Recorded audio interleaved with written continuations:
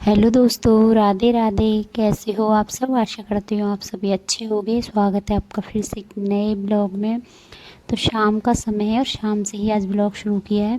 तो जितने भी कपड़े धुले थे सुबह वो सब सूख चुके हैं। देख सकते हो आप, इतने सारे कपड़े धुले थे आज में ही।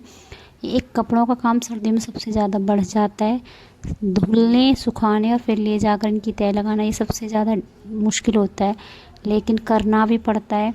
क्योंकि बच्चे बाथरूम में अगर कपड़े टांग देते हैं सुबह नहाकर, तो फिर मेरा मन नहीं करता है कि मैं उनको तय लगा कर रख दूँ। मैं उनको धोकर ही रखती हूँ।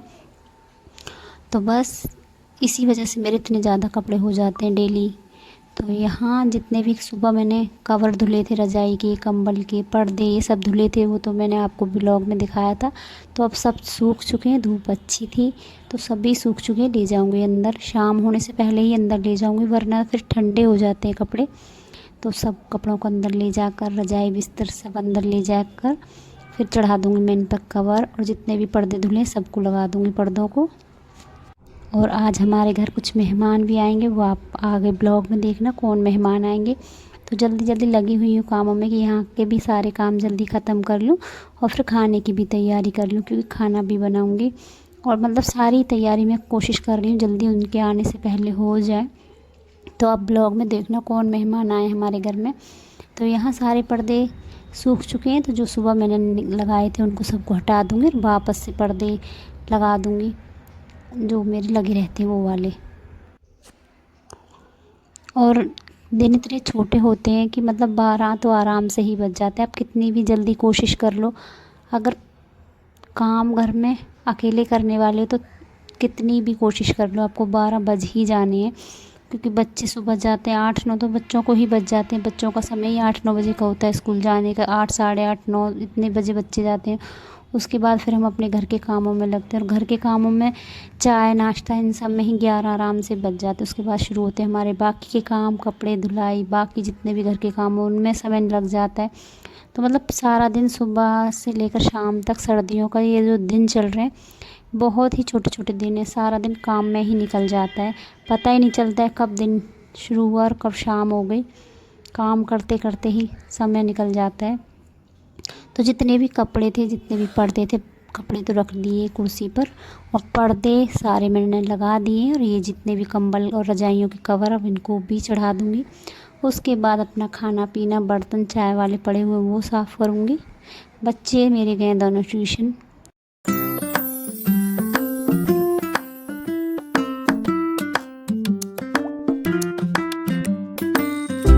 तो घर के पूरे काम कंप्लीट करने के बाद बैठ गई थी, इंतज़ार कर रही थी कि हमारे मेहमान कब आएंगे।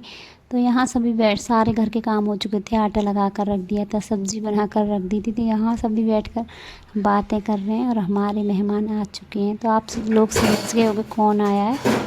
तो हमारे घर आई हैं बड़ी वाली दीदी, उनकी बेटी और बड़े वाले जीजा जी। तो कुछ काम था, आगे ब्लॉग में आपको पता चल जाएगा, अगले ब्लॉग में ये लोग क्यों आए, क्या ऐसा काम था अचानक कि अचानक से इनको आना पड़ा। तो अब रात के बजे हैं 8:30। तो 8:30 इतना समय हो ही जाता है घर से निकलते में। तो बस दीदी आ गई थी, फिर कोई ज़्यादा ब्लॉग नहीं बनाया, चाय नाश्ता कराया सबको। और उसके बाद यहाँ खाने की तैयारी की। चाय नाश्ता करने के बाद कुछ देर सभी ने बैठकर बातें की। फिर सब्ज़ी मैंने बना कर रख ली थी, दाल बनाई थी, साथ में आलू टमाटर मटर की रसीली सब्ज़ी थी। और अब बना लेती हूँ मैं रोटियाँ, सबको गर्मा गर्म खाना खिला दूँगी। और बहुत रात तक हमारी बातें रात में चलती रहती हैं, सभी बैठे हुए हैं यहाँ पर। तो मैं बस खाना बना रही हूँ, उसके बाद सभी की प्लेटें लगा दूँगी। और हमारी जब दीदी आ जाती है तो इतना ज़्यादा मन लगता है हमारा घर में, बहुत ही अच्छा लगता है जब हमारी दीदी हमारे घर आती है। बातें करते हैं बहुत रात तक बैठकर। तो सब ने बातें की, बहुत रात तक बैठे रहे, बातें हंसी मजाक चलता रहा। उसके बाद सुबह का ये समय, सुबह के 5:30 बजे हैं। और ये 5:30 बजे का नज़ारा, इतना ज़्यादा कोहरा था। आज पहला कोहरा है दिसंबर का, ये दिसंबर का महीना और पहला कोहरा है। तो बस अभी सभी सोए हुए हैं, ये उठ गए थे तो ये गए अपना नीचे नल पर नहाने, क्योंकि लाइट नहीं आ रही है। तो ताज़े पानी से ये नहाते हैं। तो लाइट आती रहती है तो समर मोटर चल जाती है, लेकिन अभी लाइट नहीं आ रही है। तो ये गए हुए नीचे नहाने और मैं उठा लेती हूँ यहाँ बिस्तर। बाकी सभी लोग सोए हुए हैं, किसी को नहीं उठाया क्योंकि ठंड इतनी ज़्यादा है आज बाहर। तो कुछ बिस्तर बाहर लगा दिए थे, कुछ अंदर लगा दिए थे। जीजा जी तो बाहर ही सो गए थे क्योंकि मैं यहीं पर सो जाता हूँ, बाकी वरना जगह तो बहुत सारी है, सब लोग एडजस्ट हो जाते हैं एक कमरे में, लेकिन जीजा जी आज बाहर ही सो गए थे। वो बाहर लेट गए थे तो उनको वहीं आराम मिला, तो वो वहाँ पर ही सो गए और बाकी बाकी सबका लगा दिया था मैंने बिस्तर। तो यहाँ एक बिस्तर मैंने नीचे लगाया था, एक पहले से ही नीचे लगा रहता है और बाकी एडजस्ट हो गए थे बेड पर, क्योंकि खाट लाना थोड़ा सा मुझे मुश्किल लगता है, बाहर जाओ खाट लेकर आओ, इसलिए मैंने नीचे ही गद्दे डाल दिए थे। तो नीचे ही सबने आराम किया। उसके बाद अपना अपना झाड़ू वगैरह निकाला मैंने, सबके लिए चाय बनाई, फिर सबको आवाज़ दी, सब उठ गए थे चाय पीने के लिए। सबको चाय देने के बाद हमको कहीं बाहर जाना था, कहाँ जाना था वो आपको आगे ब्लॉग में पता चलेगा। और ये लोग क्यों आए वो मैं आपको बताती हूँ। प्रिया की कुछ पूजा करानी है जो कि गंगा घाट पर ही होनी है, गंगा माँ के किनारे पर ही बैठ कर होनी थी ये पूजा। तो बस सबसे पहले मैं उठ गई हूँ, उठकर सब पूरे घर में झाड़ू निकाली। उसके बाद मैं नहा गई, नहा कर आई, लड्डू गोपाल को नहला धुला कर धूप दीप किया और पराठे बनाए सभी के लिए, क्योंकि हमको लेकर जाने थे पराठे। वहीं बैठकर खाना खाना था, आज प्लान था कि वहीं पर बैठकर खाना खाएंगे। तो बस घर से पराठे बनाकर ले गए थे। तो यहाँ आटा लगा कर रख दिया था, लड्डू गोपाल को नहला धुला कर दिया था तैयार। तब तक उठ गई थी परी और प्रिया, दोनों ने मिलकर बना दिए पराठे।